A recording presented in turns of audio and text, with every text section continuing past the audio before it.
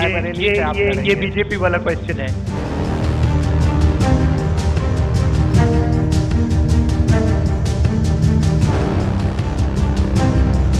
हम जानते हैं कि 26 तारीख के बाद राहुल गांधी यहाँ आएंगे।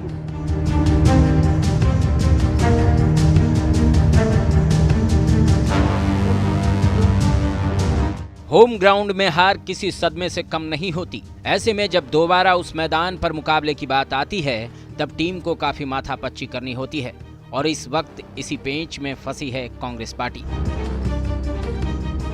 सवाल वही पुराना कि अब तक कांग्रेस ने अमेठी और रायबरेली से प्रत्याशियों का ऐलान क्यों नहीं किया। क्या अमेठी से राहुल गांधी चुनाव लड़ेंगे?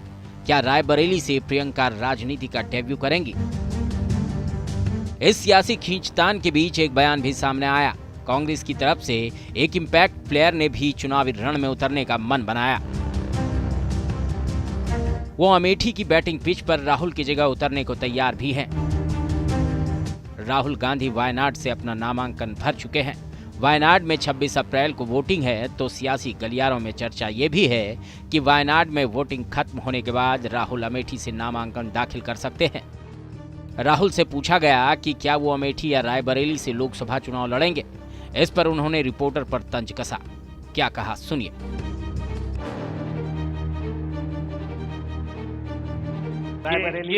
ये बीजेपी वाला क्वेश्चन है। पत्रकार का सवाल। पहले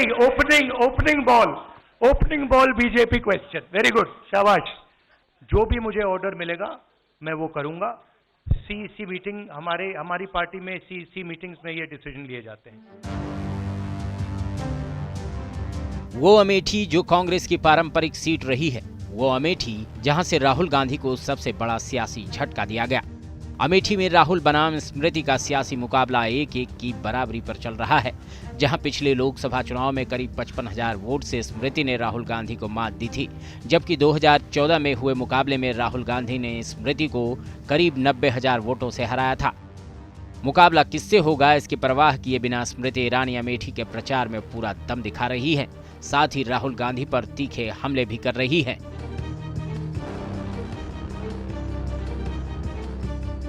हम जानते हैं कि 26 तारीख के बाद राहुल गांधी यहाँ आएंगे।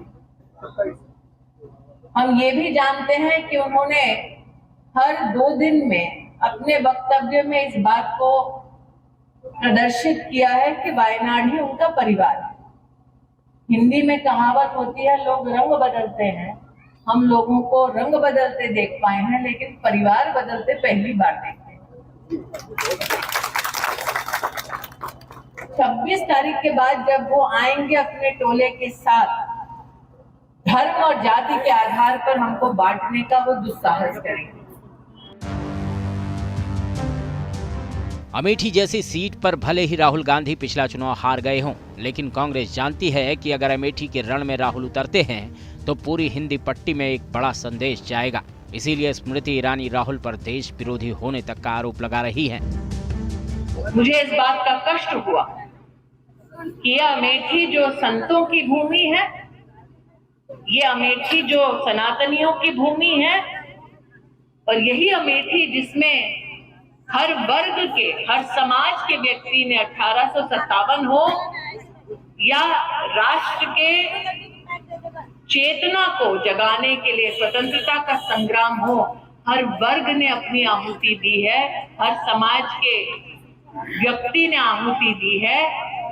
ऐसे क्षेत्र में एक ऐसा प्रतिनिधि हुआ करता था जो भारत के टुकड़े होने जैसे नारे का भी समर्थन कर चुका है। वैसे राहुल का अमेठी के मैदान में उतरना जरूरी और मजबूरी दोनों है। अगर राहुल अमेठी छोड़ते हैं तो इससे यूपी के साथ ही आसपास के दूसरे राज्यों में भी नकारात्मक संदेश जाएगा। यही वजह है कि यूपी के तमाम कांग्रेस नेता लगातार राहुल से अमेठी में चुनाव लड़ने की अपील कर रहे हैं। ऐसे में सवाल ये भी है कि राहुल गांधी वायनाड में चुनाव होने के बाद अमेठी में सस्पेंस खत्म करेंगे। वायनाड सीट पर 26 अप्रैल को दूसरे चरण में वोटिंग होनी है, जबकि अमेठी में मतदान 5वें चरण में होगा। 5वें चरण की सीटों पर नामांकन की प्रक्रिया 26 अप्रैल से शुरू होकर 3 मई तक चलेगी, यानी कांग्रेस के पास वक्त है। ऐसे में अमेठी और रायबरेली को लेकर वो जल्दबाजी के मूड में नहीं है।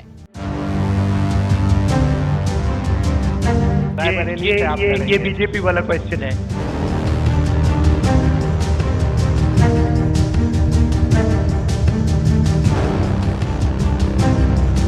हम जानते हैं कि 26 तारीख के बाद राहुल गांधी यहाँ आएंगे।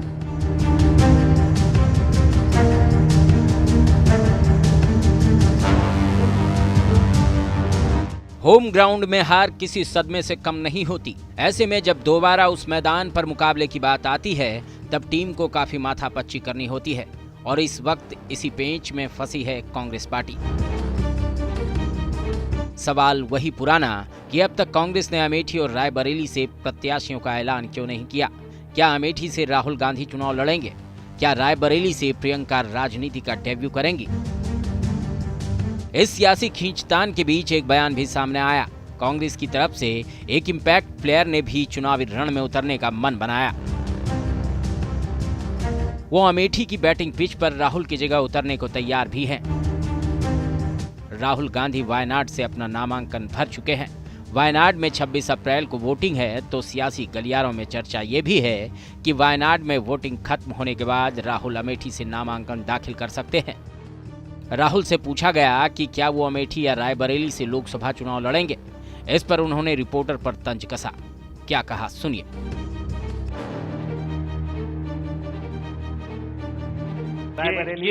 ये बीजेपी वाला क्वेश्चन है। पत्रकार का सवाल। पहले opening ball BJP question. Very good, शाबाश। जो भी मुझे ऑर्डर मिलेगा मैं वो करूंगा।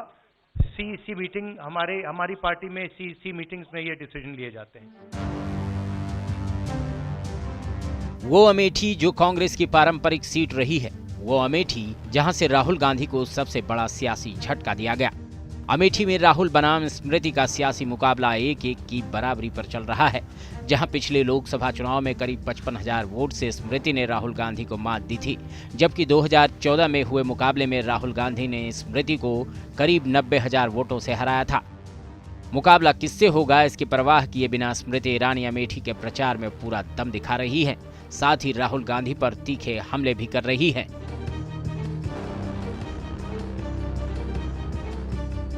हम जानते हैं कि 26 तारीख के बाद राहुल गांधी यहाँ आएंगे। हम ये भी जानते हैं कि उन्होंने हर 2 दिन में अपने वक्तव्य में इस बात को प्रदर्शित किया है कि वायनाड ही उनका परिवार है।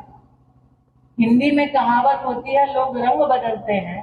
हम लोगों को रंग बदलते देख पाए हैं, लेकिन परिवार बदलते पहली बार देखे हैं।